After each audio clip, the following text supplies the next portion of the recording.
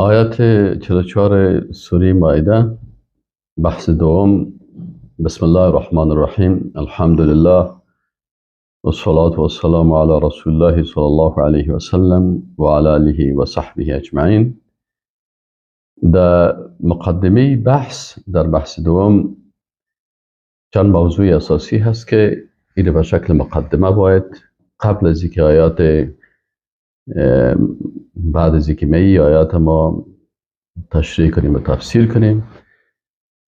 مقدمه بحث درباره از این هست که حکم به ما انزل الله در کتب سماوی که مثلا تورات و انجیل و قرآن هست به چی شکل می باشه. اول اقسام حکم الله را باید بفهمیم. وقتی می خواهیم در مورد حکم به ما انزل الله و مخالفت حکم به ما انزل الله بحث بکنیم، اول لازم است که این حکم بفهمیم که خود حکم الله سبحانه و تعالی سه قسم است. یکی حکم تکوینی هست، دوم حکم تشریعی است و سوم حکم جزایی است. اول حکم تکوینی هست. چی معنی حکم تکوینی؟ حکم تکوینی یعنی او احکام الله سبحانه و تعالی که بالای تمامی مخلوقاتش تطبیق میشه، در آسمان ها، در زمین، در کوه ها، در دریاها، در نباتات، در حیوانات، در جنها، در ملائکه، بالای پیغمبران. اینمی قسم مثلا در دنیا، در آخرت، حساب، کتاب، میزان، جنت، دوزخ، بالای از اینا چیزی که احکامی که تطبیق میشه، این احکام تکوینی الله سبحانه و تعالی هست که در این احکام نه کسی مداخله کرده میتونه و نه کسی در این احکام الله که در حکم تکوینی الله هست نه کسی در او شرکت کرده میتونه. آفتاب الله خلق کرده، بالا از او حکم میکنه و چقدر حرارتش باشه، تا چه وقت عمرش آفتاب باشه و چه وقت از بین میره. این کلش مربوط الله میشه و می قسم زمین و آسمان و همه. قسم دوم حکم جزایی الله هست. حکم جزایی الله و یکون یوم القیامه. این حکم جزایی را علما میگن که چه وقت می باشه؟ در روز قیامت می باشه. عندما یجازی الله عباده، وقتی که مجازات میکنه الله بنده هایش را، ان خیرا فخیر و ان شرا فشر. اگر این عمل خیر کرده بودن برشان پاداش خیر میده و ان شرا، و اگر اعمال زشت کرده باشن الله متعال قضاوت میکنه و حکم میکنه و فیصله میکنه و لا احد یشارکه فی ذلک. دیگه هم کسی با الله شریک شده نمیتونه و مداخله کرده نمیتونه. قسم سوم حکم تشریع الله هست و هو شریعت الله التي انزلها لیحکم بها بین عباده. حکم تشریع شریعت الله هست که ایره الله نازل کرده در بین تا بنده هایش مطابق از این حکم بکنه. یعنی در حکم تشریعی برای بنده ها اجازه داده که اینا در زمین الله مطابق حکم الله چی کنن؟ این احکام الله را تطبیق بکنن. و اینمی هست که الله متعال وقتی آدم علیه السلام خلق کرد، انی جاعل فی الارض خلیفه، تا این آدم در زمین خلیفه باشه که نظام خلافت الهی را مطابق حکم الله تطبیق بکنه و به شکل سلسله پیغمبران تا آخرین پیغمبر که رسول الله صلی الله علیه و سلم هستند و بعد از رسول الله صلی الله علیه و سلم خلفای راشدین خلافت اسلامی را قائم کردن و بعد از خلفای راشدین خلفای اموی خلافت اسلامی را ساختن و بعد از خلفای اموی خلفای عباسی خلافت اسلامی را در زمین الله تطبیق کردن و به این شکل اینی را حکم تشریع الله میگه که شریعت الله هست که این نازل کرده تا بنده های خود به این حکم بکنه و این کتاب الله و سنت رسولش است. و در حکم شرعی الله هم کسی شریک نمیشه که نمیتونه شریک شوه، به خاطر از که مکلفیت انسان ها چی است؟ تطبیق شریعت الله است. اما تعیین قوانین و ساخت قوانین، این حکم تشریع الله حکمی است که در این حکم کسی با الله شرکت کرده نمیتونه و این حکم مخصوص الله است. بنان الله هست که تعیین میکنه و الله هست که حکم میکنه و بنده ها و پیغمبرها من تبلیغ میکنن و تطبیق میکنن. در تعریف حکم تشریع علامه ابن قیم رحمه الله میگه هو امره الدینی، میگه حکم تشریع عبارت از امر دینی الله هست که جاءت رسوله بقیامه فی سائر الازمان، که میگه پیغمبراش آمدن به خاطر تطبیق عظمی حکم الله در تمامی زمانه ها. و ارتباط حکم به ما انزل الله به ایمان و اسلام و عبادت چی هست؟ وقتی ما درباره حکم به ما انزل الله صحبت میکنیم، اینا لازم است که ما و شما چند نقطه رو بفهمیم. که وقتی میگه که آیت قرآن میگه که و من لم یحکم بما انزل الله فاولئک هم الکافرون فاولئک هم الظالمون فاولئک هم الفاسقون، یا الله متعال میگه و ان احکم بینهم بما انزل الله، و ای رسول الله صلی الله علیه و سلم در بین از اینا حکم بکو با آنچه که الله نازل کرده. اینا باید بفهمیم که امی حکم به ما انزل الله، پیش از اینکه آیات بخوانیم و تفسیر بکنیم باید بفهمیم که این آیات به ایمان، اسلام، عبادات و سایر امور اسلامی چی ارتباط دارن. موضوع اول و حکم و تشریع احکام به ایمان و عقیده توحید، یعنی ارتباط حکم به ما انزل الله با ایمان و عقیده توحید است. ان الاعتبار الاول في هذه القضيه، اولین نقطه که در قضیه میگه بسیار مهم است، الاقرار بألوهیت الله و ربوبیته و قوامته على البشر بلا شریک او رفض هذا الاقرار. میگه اولین چیزی که در این راستا مهم است او که انسان اقرار داشته باشه، ایمان داشته باشه و اقرار بکنه به الوهیت و ربوبیت الله، و اینکه الله هست که بشریت بالای از اینا حکم و تدبیر میکنه. پس مسئله ما انزل الله که است، این مربوط میشه به ایمان انسان، تعلق میگیره به ایمان و عقیده انسان مسلمان و به این که الله سبحانه و تعالی اینمی ما انزل الله که است به این اقرار می داشته باشی که این جزء مهم اعتقادی هست، به این اقرار می داشته باشی و با این حکم الله کسی را شریک نمی سازی، بلا شریک. در ما آنچه که انزل الله هست این تشریع را ایمان می داشته باشی که توحید تشریع است، به این ایمان می داشته باشی بدون منازع. یعنی ما ایمان داریم که توحید، مثلا یکی از بخشای توحید تشریع هست، توحید ربوبیت است، توحید الوهیت است، توحید اسماء و صفات است و توحید تشریع هست. توحید تشریع بعضی از علما در بخش توحید ربوبیت شامل می سازند. یعنی بعضی علما میگن اصلا در قرآن وقتی ما شما میبینیم 6 قسم توحید بیان شده. توحید ذات است، توحید صفات است، توحید افعال است، توحید عبادت است، توحید اسماء و صفات است و توحید تشریع است. توحید تشریع یعنی ایمان داشتن به وحدانیت الله در حکم تشریعیش است. همین قسم که ایمان داریم که الله ذات یگانه هست، افعالش هم یگانه هست، مخصوص به الله هست، عبادت هم مخصوص الله هست، اینجا تشریع هم مخصوص چی میشه؟ مخصوص الله هست. این توحید تشریع میگن. این وقت انسان فهمید که توحید تشریع چی است، توحید تشریع یعنی قبول کردن آنچه که الله نازل کرده، قبول کردن، ایمان داشتن به ما انزل الله و تطبیق از این حکم در زندگی عملی خود. مثل که انسان در عبادات ایمان داره این عبادت فرض است و این را بالای خود تطبیق میکنه.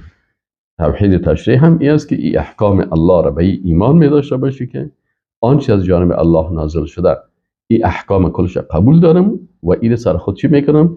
تطبیق میکنم و سر زمین الله را تطبیق میکنم. پس حکم به ما انزل الله که است، حکم کردن به ما انزل الله، این مربوط میشه به توحید تشریع. و اگر کسی در این مسئله مخالفت میکنه، این در چی داخل شده؟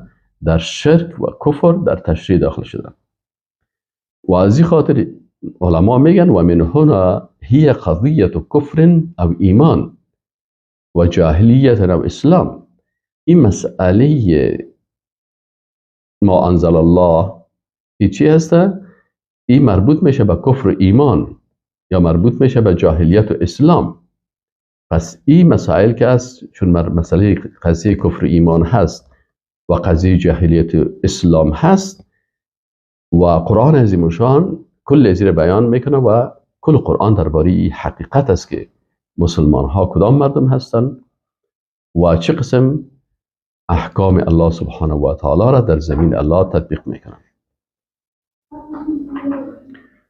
موضوع دومی که بسیار موضوع مهم از در راستا، ارتباط حکم و تشریع احکام به اسلام و تسلیمی به شریعت الله. یعنی وقتی سر ما انزل الله گپ میزنیم، حکم ما انزل الله گپ میزنیم، این در ذهن ما باشه. اول ارتباط ما انزل الله و توحید تشریع. این توحید تشریع است، بنابراین این ارتباط داره به توحید و ضد از این مخالفت با این شرک است و کفر است. دوم مسئله ارتباط حکم و تشریع احکام به اسلام و تسلیمی هست. یعنی یکی از امور مهم اعتقادی که مسلمان بودن انسان ثابت می سازن تسلیمی به احکام تشریعی الله هست. انسان مؤمن مکلف است که الله سبحانه و تعالی را من حیث ذات حکیم بدانه و به تمامی احکام از او ایمان داشته باشه. از این خاطر علما میگن که معنی الاستسلام لشریعت الله هو قبل کل شیء. میگن معنای استسلام الله، استسلام یا تسلیمی به شریعت الله قبل از هر چیز الاعتراف بألوهیته و ربوبیته و قوامته و سلطانه. یعنی معنای استسلام و تسلیمی به شریعت الله قبل از چی است؟ اول اعتراف است به الوهیت الله و ربوبیت الله و ای که الله هست تدبیر کننده و ای که سلطان قدرت از الله هست. بنابراین الله هست که بر ما احکام تشریعی را تعیین میکنه، تشریع و تقنین میکنه. قانون مخلوق قانون است که این ضد شریعت الله می باشه. این مخلوق در حقیقت اعتراف به ربوبیت و الوهیت الله نداره که قانون می سازه ضد شریعت الله. چرا؟ قانونی که شریعت الله هست این چی هستن؟ این در حقیقت کسی که ما انزل الله را قبول میکنه و مطابق ما انزل الله حکم میکنه و آنچه که الله گفته هست مطابق از او حکومت و سیاست خود جور میکنه، در حقیقت این تسلیمی به حکم الله هست، در حقیقت تسلیمی به ربوبیت الله هست، به الوهیت الله هست. این استسلام است. ومعنى عدم الاستسلام لهذه الشريعة واتخاذ شريعة غيرها في أي جزئية من جزئيات الحياة هو قبل كل شيء الرفض الاعتراف بألوهية الله وربوبيته وقوامته وسلطانه.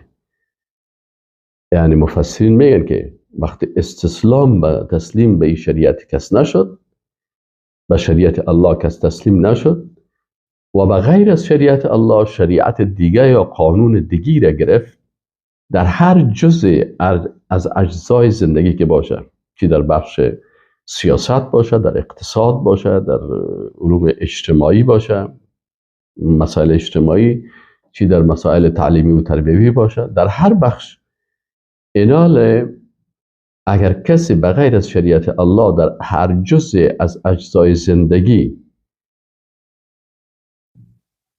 کسی دیگه قانونش قبول میکنه و میگیره، این در حقیقت گرفتن این قانون غیر الله اصل معنایش چی میشه؟ رفض الاعتراف بألوهیت الله و ربوبیته و قوامته و سلطانه. این در حقیقت رد کردن اعتراف به الوهیت و ربوبیت و تدبیر و سلطان الله است. وقتی قانون غیر الله را میگیره به ایمانا که از الوهیت و ربوبیت و قیومیت و سلطان الله از این انکار کرده. این بسیار خطرناک است، بسیار موضوع مهم است. بناهن موضوع دومی که در این راستا هست، اولش توحید تشریع بود، دومش ارتباط حکم به ما انزل الله به چی میشه؟ به اسلام و تسلیمی به شریعت الله هست. اینال ما در کلمه وقتی میخوانیم که لا اله الا الله محمد رسول الله، یکی از شروط کلمه چی هست؟ استسلام و تسلیمی و انقیاد به احکام الله هست. بناهن چطور یک انسان میتونه بگه من مسلمان هستم و تسلیم شریعت الله نباشه؟ چطور یک انسان میگه من موحد هستم و تسلیم حکم به ما انزل الله نباشه؟ چون ارتباط حکم به ما انزل الله اول به توحید است، به ایمان انسان، دوم به اسلام است. هم به ایمان تعلق میگیره و هم به اسلام تعلق میگیره. یعنی اول به احکام ایمان داشته باشی و دوم با تمام از این احکام انقیاد و تسلیمی داشته باشی. این دو بخشه. سومی موضوع چی است؟ ارتباط حکم و تشریع یا ارتباط ما انزل الله به عبادات. آن وقتی که حکم الله شد، حکم الله چی است؟ که آنچه که الله نازل کرده به انزل الله هست و این آنچه که الله تشریع کرده، این ارتباط به عبادات هم داره. مثلا در آیت قرآن شریف میگه که این الحکم الا لله، الله متعال میگه حکم نیست مگر مخصوص الله هست. یعنی تعیین تشریع قوانین، حلال حرام، جایز ناجایز، حق باطل، یکی تعیین میکنه که چی حق است چی باطل است، چی جایز است چی ناجایز است، چی خوب است چی زشت است، چی حلال است چی حرام است. اینا الله متعال میگه که حکم ازی که تعیینی را میکنه، این الحکم الا لله، این حکم مربوط نمیشه که چیزها را تعیین بکنه الا لله مگر مخصوص الله هست. این مخصوص الله هست. پس احکامی که الله متعال نازل کرده هست در قرآن و سنت، این احکام الله که هست، این احکام مخصوص الله گفته شده است. این تعیین. این حال باز بعد از این آیت وقتی که این الحکم الا الله به دوام چی میگه؟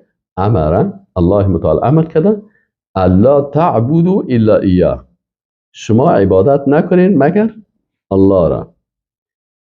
اول میگه که این الحکم الا لله، باز میگه امر الا تعبدوا الا ایاه. پس اردوی ازی با هم چی شد؟ این الحکم الا لله، حکم نیست مگر مخصوص الله. الله هست که تعیین میکنه تمامی اینا را. امی احکامی را که الله تعیین کرده، این چی هسته؟ امر الله تعبدوا الا ایاه به معنی ازی که امی احکامی را که الله متعال تعیین کرده هست، اطاعت از این احکام عبادت است و الله امر میکنه که امی عبادت هم مثل دیگر عبادت ها انجام ندین مگر مخصوص الله سبحانه و تعالی. امر الله تعبدوا الا ایاه. پس وقتی که ما چند قسم؟ 6 قسم عبادت داریم. عبادت فکری مخصوص الله هست، عبادت قلبی مخصوص الله هست، عبادت زبانی مخصوص الله هست، عبادت مالی مخصوص الله هست، عبادت بدنی مخصوص الله هست، عبادت تشریعی مخصوص الله هست. اینجا عبادت ما انزل الله کس این عبادت چی است؟ تشریعی است که شما وقتی حکم الله را بالای خود تطبیق میکنیم، در حقیقت ما و شما با تطبیق حکم الله سبحانه و تعالی عبادت الله را میکنیم. و الله متعال میگه این الحکم الا لله امر الا تعبدوا الا ایاه ذلك الدین القیم. این میگه دین استوار است، اصل دینی است که در تشریع الهی باید متوجه باشی. چون بسیاری کسا فکر میکنن که عبادت چی هسته؟ عبادت فقط روزه و نماز یعنی عبادت بدنی را فکر میکنن. نه خیر، عبادت قلبی ما هم داریم، عبادت فکری هم ما داریم و عبادات تشریعی هست. امی که حکم الله را اطاعت میکنی در حقیقت تو در عبادت الله هستی. الله میگه که ذالک الدین القیم، این دین استوار هست، ولکن اکثر الناس لا یعلمون، لکن اکثریت مردم این عبادت نمیشناسن، اکثریت مردم نمیفهمن. از این خاطر به حکم غیر الله راضی میشن، حکم ما انزل الله را ترک میکنن، حکم به غیر ما انزل الله میکنن. پس فهمیدیم که حکم به ما انزل الله اول تعلق به ایمان داره، تعلق به اسلام داره، تعلق به عبادت داره، عبادات توحیدی، و همین قسم مخالفت از این شرک است. چرا الله متعال در آیت 26 سوره کهف میگه که ولا یشرکو فی، الله متعال شریک نمیکنه در چی؟ فی حکمه احدا، در حکمش کسی را شریک نمیسازه. یعنی در این حکم که مخصوص الله هست کسی شریک باید، الله نمیخواد کسی را شریک بسازه. این حال کسی که میره حکم غیر از حکم الله را میگیره و سر خود و سر جامعه تطبیق میکنه، این در حقیقت مبتلا به چی شده؟ به شرک شده. چون موضوع تطبیق شریعت الله مربوط به توحید است و مخالفتش شرک است. پس حکم به ما انزل الله تعلق به ایمان داره، تعلق به اسلام داره، تعلق به توحید داره، تعلق به عبادات داره، توحید در عبادات، و مخالفتش شرک است، مخالفتش کفر است، مخالفتش مخالفت با اسلام است. متوجه میشین این نکات؟ موضوع چهارم موضوع افضلیت تشریع الهی هست که انسان مؤمن این عقیده را داشته باشه و این مکلفیت انسان مسلمان است که این عقیده را داشته باشه که حکم الله، شریعت الله، قانون الله، قانون آسمانی از تمام قوانین بشری در تمام عصرها و در تمام زمانها از زمان آدم علیه السلام گرفته تا روز قیامت حکم الله برتر است، بلندتر است، چرا حکم خالق با عظمت است. وقتی که حکم خالق حکیم است، حکم خالق حکیم امو قسم که الله حکیم هست، امو قسم که الله با حکمت است، امو قسم که الله با جلال و عظمت است، امو قسم احکامش هم احکام با جلال و با عظمت است، چون حکم ذات با جلال و با عظمت است. و احکام دیگران امی قسم که از انسانها خودشان ضعیف و حقیر و رتبهشان پایین و ضعیف هستند، حکمشان هم به این شکل ضعیف است و قانونشان هم ضعیف است، در هر عصر و در هر زمان هست. این حکم ذات حکیم است، عالم الغیب و شهاده، ذاتی که از آغاز خلقت و ختم خلقت از کلش باخبر است و برای تمام از این قانون خدا و حکم خدا بیان کرده بنان شریعت عالم الغیب العظیم الرحمن الرحیم.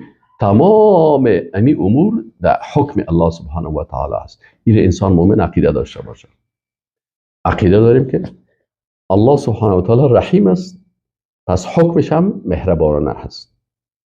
هر حکمی که باشه ولو که او حکم الله به کشتن من حکم شود، در صورت که من قتل بکنم و کشته شوم و قصاص شوم، حکم الله حکم رحمان و رحیم، حکم ذات رحمان و رحیم است، عادلانه هست. او ذاتی که عادل است حکمش عادل است.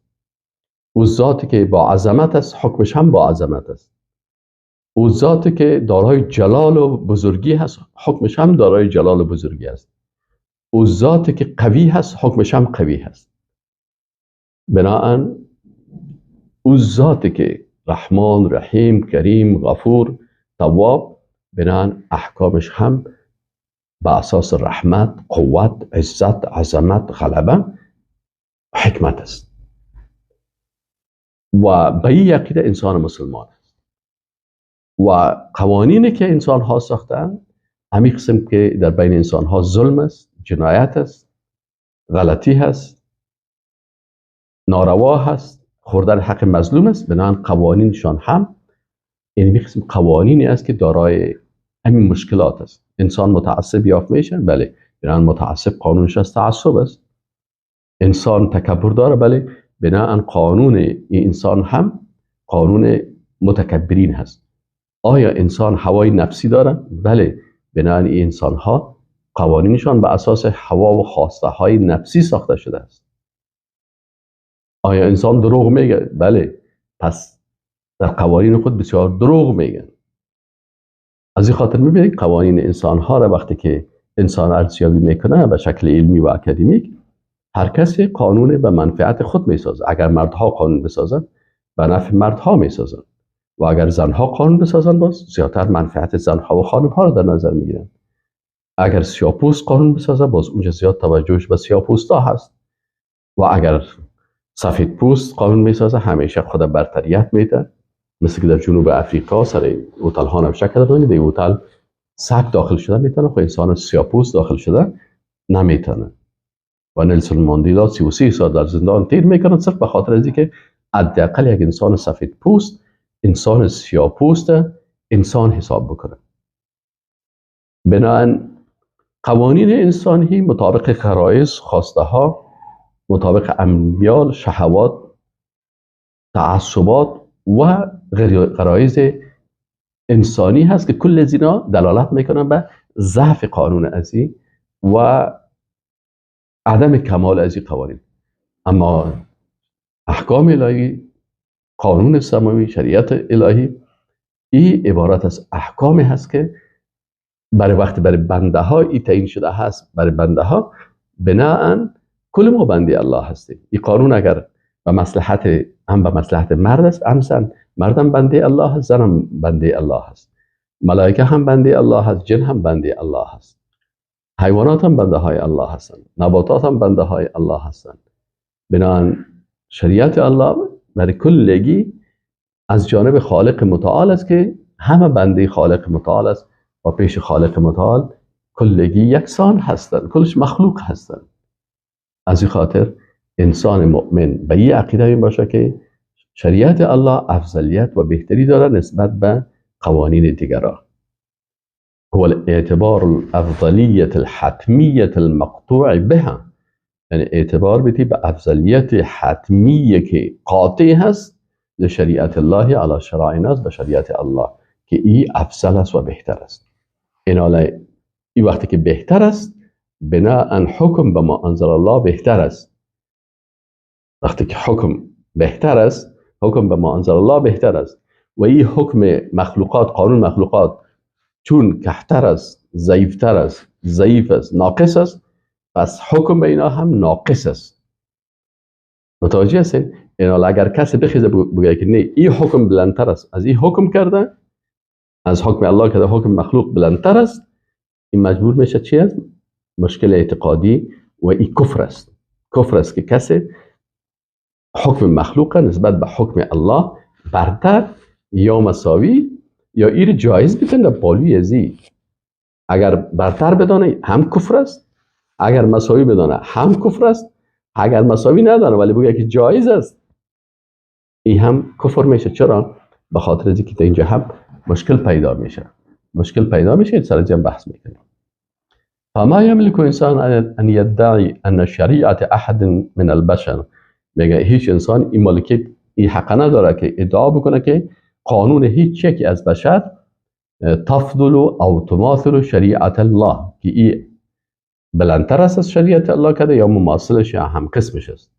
في أي حالة أو في أي طور من أطوار الجماعة الإنسانية، در هیچ وقتی و در هیچ حالت از حالات زندگی جامعه انسانی. و اگر کسی ادعا میکنه، اگر کسی این ادعا میکنه ثم یدعی، باز ادعا میکنه بعد از ذلك انه مؤمن، این غلط است.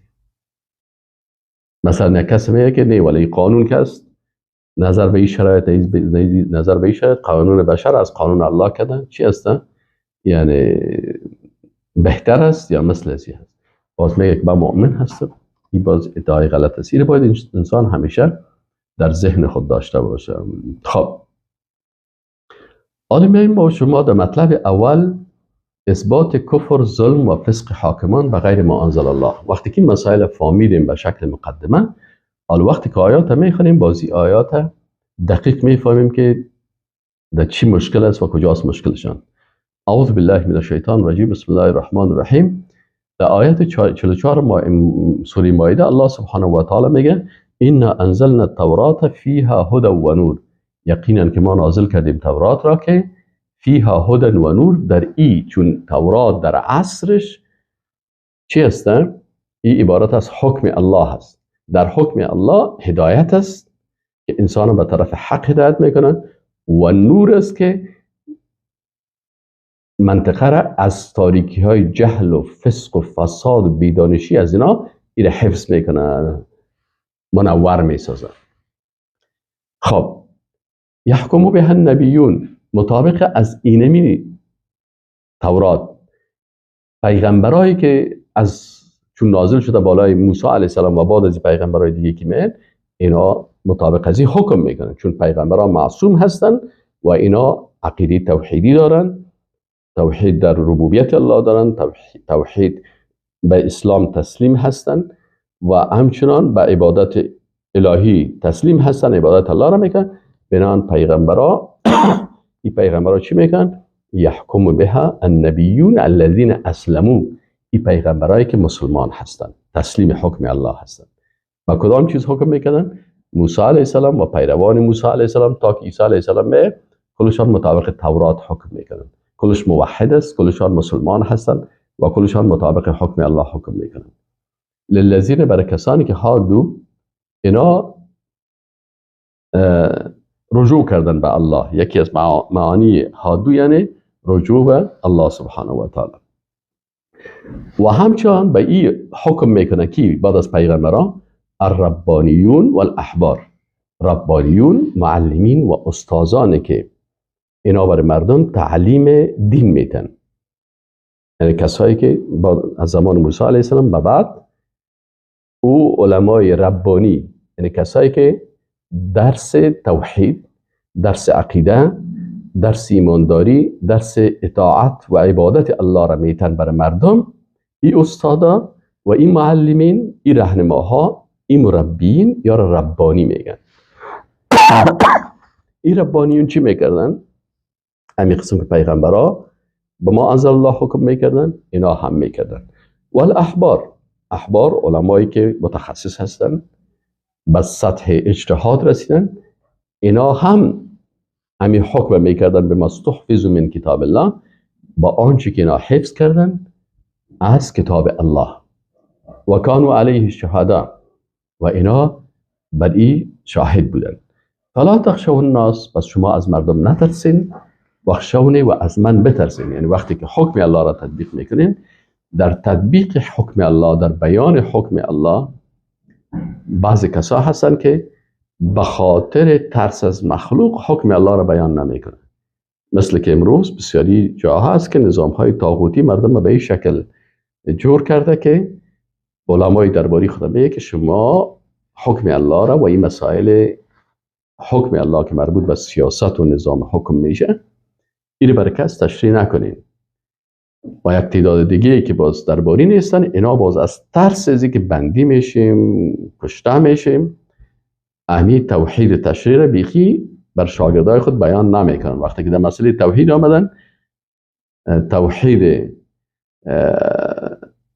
ربوبیت و توحید الوهیت بیان میکنن که عبادات الله را زیاد بیان میکنن، لکن وقتی که تشریح میاد از این تو تیر میشن و ایره بی ایش شاگردایشان، حتی کسایی که در این پانتونای از اینا به شکل لیسانس و ماستر و دکترا میخوان، از توحید تشریح بی خبر هستن، از توحید تشریح بی خبر است. و کل عدو لما یجهل، هر کس دشمن چیز است که از او جاهل است، بی خبر است، چون اینا توحید تشریح را نمیفهمند و در مناهج مدرسه و پوانتون و لیسانس و ماستری و دکترا توحید تشریح توضیح نمیشه، به این شکل بیان نمیشه. از این خاطری بیچاره بی خبر هستند و نه تنها مخالفت میکنن بلکه که دشمنی میکنن. چرا؟ کل عدو لما یجهل، هر کسی دشمن چیزی است که جاهلش است. اون چیزی یک وقت انسان اکثر نفهمه بگه چی به درد میخوره، بنابراین با اون مخالفت میکنن.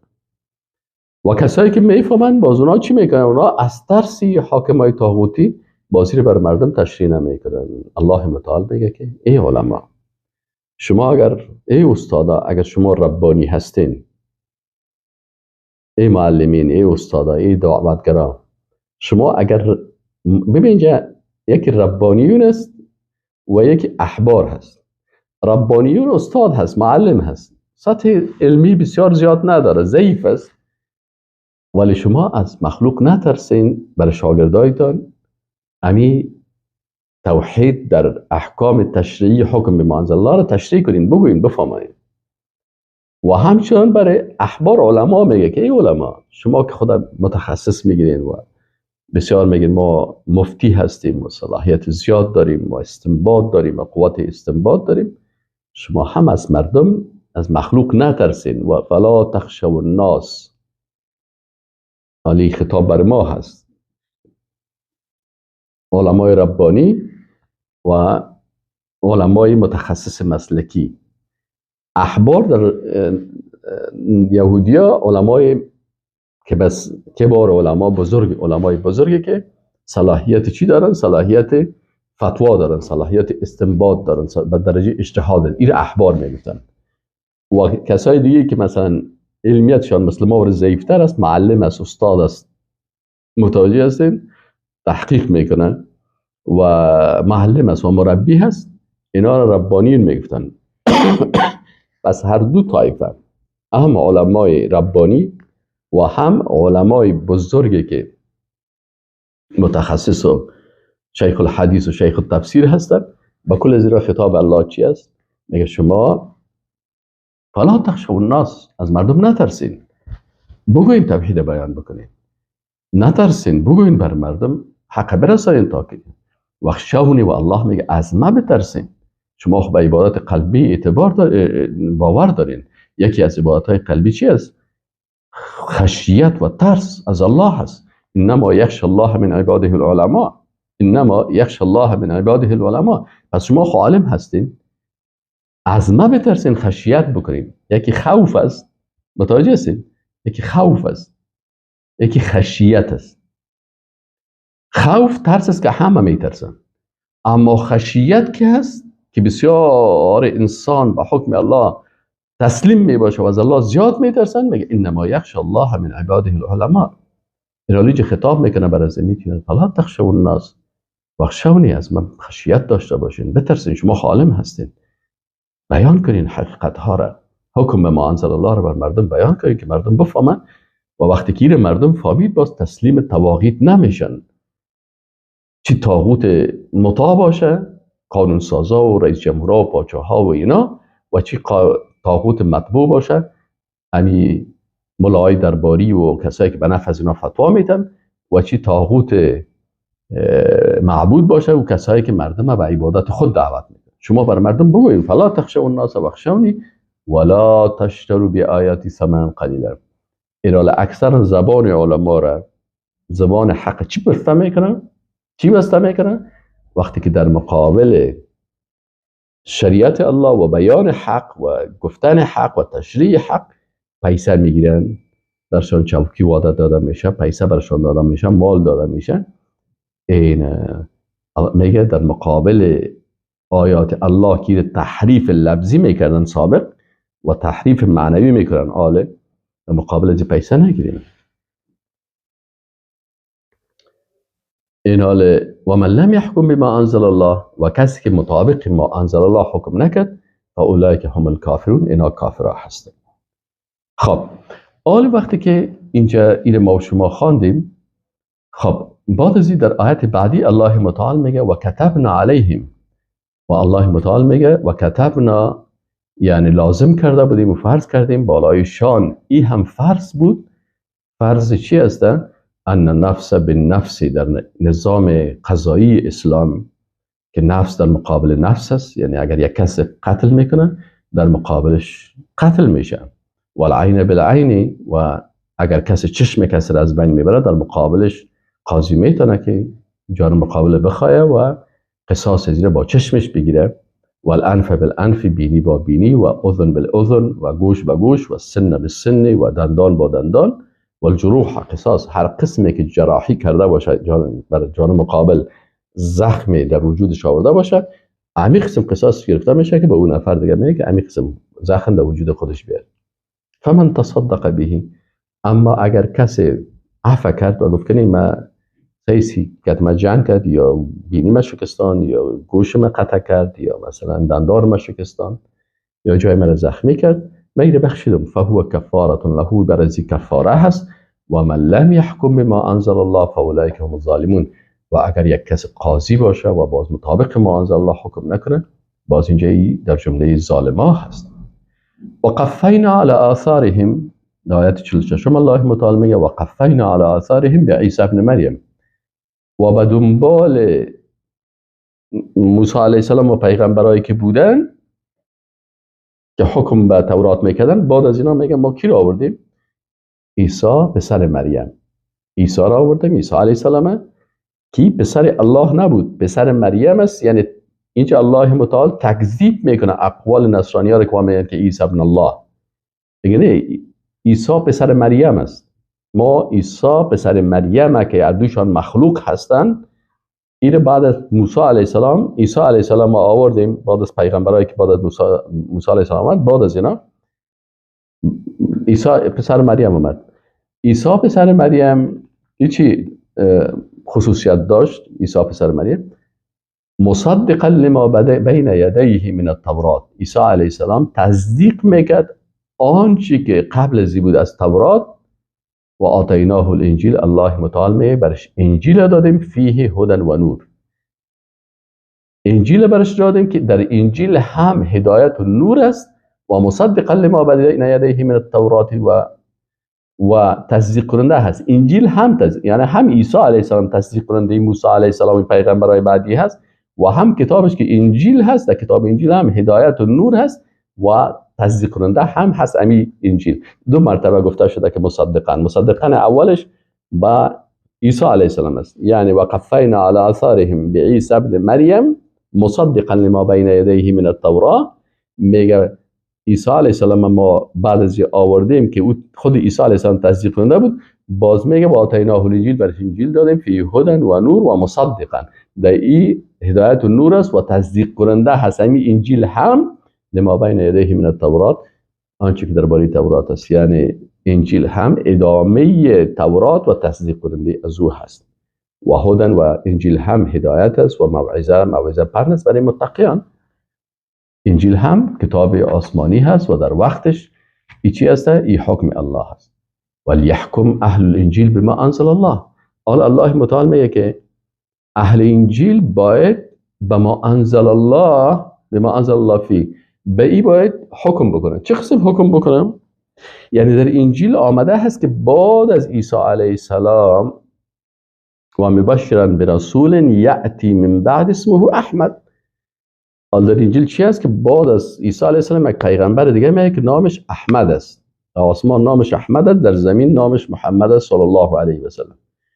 الله متعال میگه پس ولیحکم، فیصله بکنه اهل انجیل بما انزل الله فیه، با آنچه که بخیزن بر مردم بگن که او مردم در کتاب ما آمده هست که موسی علیه السلام پیغمبر بود، بعد از این پیغمبرای دیگه بودن، علما ربانیون و احبار به این حکم میکردن. بعد از اینکه موسی علیه السلام دورش ختم شد و پیغمبران بعد از آمدن. بعد از عیسی علیه السلام آمد، برش انجیل نازل شد. انجیل اینی صفات داشت، تصدیق میکرد به کتابای قبلی و بشارت میداد به پیغمبری که بعد از این و این محمد صلی الله علیه و سلم است. الله میگه باید به این حکم بکنن. خب اگر این کس کتمان میکنن، اگر کس از این کتمان میکنه چه میشه؟ و من لم یحکم بما انزل الله فاولئک هم الفاسقون. و اگر کسی این کتمان میکنه و مطابق انجیل حق نمیگه، اینا فاسق هستن. یعنی فاسق که فسقشان اکبر است، اینا را از دین میکشن. مثل قبلا ظلم یهودیا ظلم چی بود؟ اکبر بود. چرا ظلمشان ظلم اکبر بود؟ و آیت قبلی گفت اولئک هم الظالمون. به خاطر از اینه که اونا بسیاری از احکام الهی را انکار و کتمان میکردن.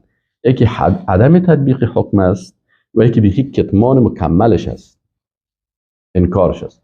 پس این صورت اینا کافر شدن، ظالمی که از دایره دین خارج میشه. و اینا در اینجا علما در قسمت این آیات که درباره کی آمده هست، در این قسمت علما میگن خب این آیاتی که فاولئک هم الکافرون گفته شده هست، علما در این قسمت بعضی از اقوال دارن که مثلا بعضی از علما مثل براءه و حذیفه و ابن عباس و ابو مجلس و ابو رجا و اکرمه و عبیدالله و حسن بصری یا میگن که یا درباره اهل کتاب است. لکن حسن بصری باز یک نقطه دقیق میگه صحیح بالای اهل کتاب هست، لکن بالای ما چی است؟ بالای ما هم هی علینا واجب و بالای ما هم واجب است. چرا؟ عبرت به چی نیست؟ به خصوص سبب، عبرت به عموم لفظ است، عموم حکم میشه. صحیح درباره از اونا گفته شده است، لکن بالای ما هم چی هستن؟ واجب است. یک نظر علما همین نظر هست. و نظر دیگه که اصلا این باره نظر علمای دیگه هست که مثل حسن و نخی، اینا میگن که هذه الآیات الثلاثه عامه فی اليهود و فی هذه الامه. این نظر دومی است که هم درباره یهود است و هم درباره امت رسول الله صلی الله علیه و سلم هستند. و نظر سومی است که میگفتن که این آیات که هست درباره مسلمان ها هست. خصوصا آیات اوله که وقتی میخوانیم مثلا میگه که وقت شما ای را بخوانین فاولئک هم الکافرون، پیش از این میگه سیاقش درباره چی است؟ فلا تخشوا الناس واخشونی قبل از آمده است. پس اونجا بعد از که میگه فلا تخشوا الناس واخشونی میگه به امت اسلام خطاب است. قبل از او برای بنی اسرائیل بود، لکن به خطاب اسلام است. بناهن وقتی میگه و من لم یحکم بما انزل الله فاولئک هم الکافرون، این مخصوص مسلمان ها است. یعنی خطاب به مسلمان ها هست که مسلمان ها کافر میشن در صورتی که حکم به ما انزل الله نکنه. خبی سه قول از علما شد، این ذکر کردیم. آل کلمه کافر مثلا اینجا کفر استعمال شده، کفر استعمال شده. آیا این کسایی که حکم به ما انزل الله نمیکنن، حکم به ما انزل الله کرد، این خب موحد است، مسلمان است، ایمان داره، تقوا داره، همه چیز داره. یک کسی هست که مثلا حکم به غیر ما انزل الله میکنه فاولئک هم الکافرون، این کافر گفته شده هست. در این قسمت علما چی میگن؟ در این قسمت علما میگن که یک تعدادش میگن که کسی که به این حکم نمیکنه و ما انزل الله، حکمش کفرش کفر اکبر است، کفر اکبر که خارج از ملت میشه. یعنی هم الکافرون کفرن اکبر، اینا کافر هستن. و من لم یحکم بما انزل الله فاولئک هم الکافرون، کافر هستن. کفرشان چی است؟ کفر اکبر که اینا را از ملت اسلام خارج میکنه. بنابراین کسی که حکم به غیر ما انزل الله میکنه این کافر است و این از دایره اسلام خارج میشه. این قول یک تعداد از علما همین قسم است. و ما من حیث انسانی که تحقیق میکنیم و میخوایم امانت علمی رو مراعات کنیم، اقوال کلشان ذکر میکنیم و بالاخره در آخر نتیجه گیریش بیان میکنیم. این حال اینجا عبدالرزاق در تفسیرش ذکر میکنه که معمر از ابن طاووس از پدرش گفت که عبدالله ابن عباس رضی الله عنهما میگه گفت در و من لم یحکم بما انزل الله فاولئک هم الکافرون. میگه و باری از وقتی پرسان شد عبدالله ابن عباس گفت یک کفر مطلق، فی کفر است، کسی که مطابق ما انزل الله حکم نمیکنه. سوده یکی از مفسرین ابن عباس از مفسرین صحابه بود و از جمله مفسرین سلف سدی هست که تابعی هست. ای چی میگه؟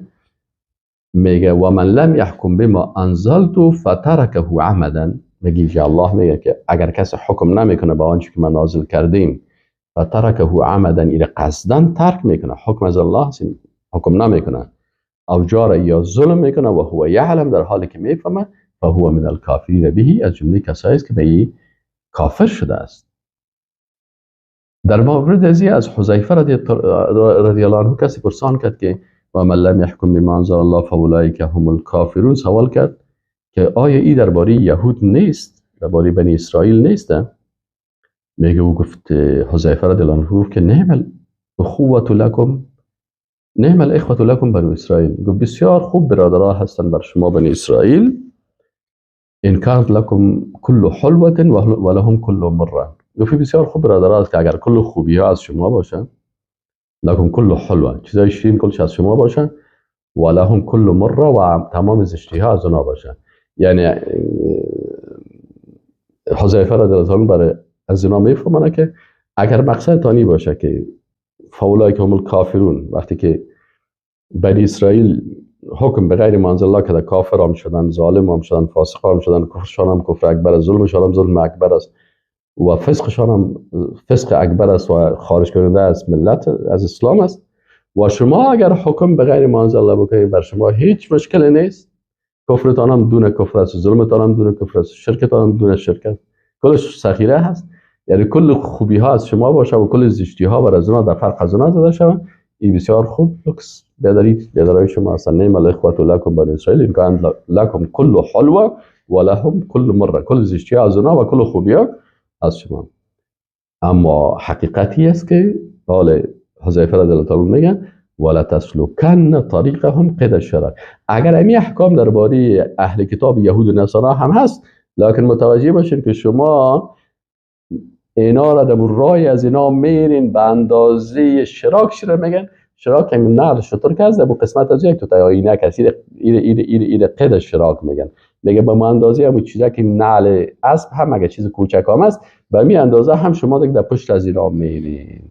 یعنی شما از این کفر اکبر و ظلم اکبر و فسق اکبر که خارج از ملت هست، از این شما هم خارج نیستین. خدا خارج فکر نکنین که اگر ما همون کارهایی را که یهود و نصارا کرد و ما بکنیم و بگیم مانعی به ما ارتباط نداره، شما هم به اون حکم داخل میشین.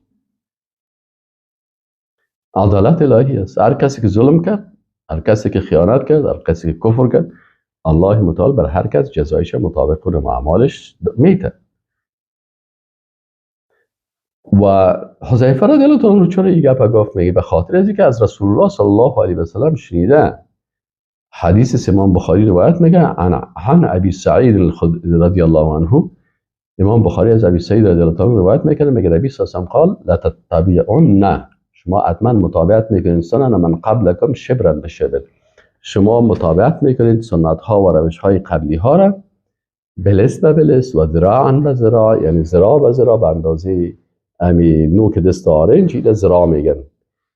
حتی لو سلکو جحر ضب لسلکتموهم، حتی اگر امونها در سوراخ سوسمار هم داخل شده باشه، شما هم داخل میشید.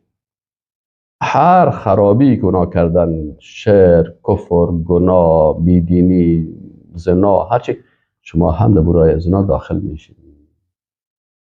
در صورتی که قرآن و سنت ترک بکنید، مثل گناه ترک کرد، شما هم داخل میشید.